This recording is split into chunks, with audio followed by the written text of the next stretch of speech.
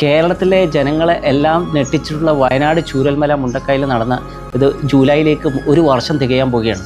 അപ്പോൾ കേരളത്തിലുള്ള മനുഷ്യത്വമുള്ള എല്ലാ ജനങ്ങളും കൂലിപ്പണിക്കാർ തൊട്ടിട്ട് എല്ലാ വിഭാഗത്തിലുള്ള ആൾക്കാരും പല രാജ്യത്തു നിന്നും കേരളത്തിലുള്ള ജനങ്ങൾ മലയാളികൾ അതിനു വേണ്ടിയിട്ട് ഒരു സുരക്ഷിതമായ കയ്യിൽ തന്നെ എത്തിച്ചെന്നാണ് ഞങ്ങൾ ഇപ്പോഴും വിശ്വസിക്കുന്നത്. അതിനു വേണ്ടിയിട്ടുള്ള ഫണ്ട് ഞങ്ങൾ മുഖ്യമന്ത്രിയുടെ സർക്കാരിൻ്റെ ഇതിൽ ഞങ്ങൾ അതിലെല്ലാവരും പങ്കു ചേർന്നിട്ട് ഏകദേശം 740 കോടിയോളം രൂപ ഞങ്ങളെല്ലാവരും കൂടി കൊടുത്താണ്. വയനാട് ജില്ലയിലുള്ള അതിൽ ദുരന്തത്തിൽപ്പെട്ട് ഓരോരാൾക്ക് ഭാര്യ നഷ്ടപ്പെട്ടിട്ടും അതുപോലെ അമ്മ നഷ്ടപ്പെട്ടിട്ടും അച്ഛൻ നഷ്ടപ്പെട്ടിട്ടും മക്കൾ നഷ്ടപ്പെട്ടിട്ടും ചില ആളുകൾ ഒറ്റപ്പെട്ടിട്ട് മാത്രം ബാക്കി എല്ലാവരും നഷ്ടപ്പെട്ടു. അങ്ങനെ പല ഉള്ള ആൾക്കാരും ഉണ്ട്. അപ്പോൾ ദയവ് ചെയ്ത് എനിക്ക് പറയാനെന്ന് പറഞ്ഞാൽ നിങ്ങൾ ഇനി അടുത്ത വർഷം ഇലക്ഷൻ ആകുന്നവരെ വെക്കാതെ പെട്ടെന്ന് തന്നെ ആ പൈസ അവർക്ക് കൊടുക്കണം.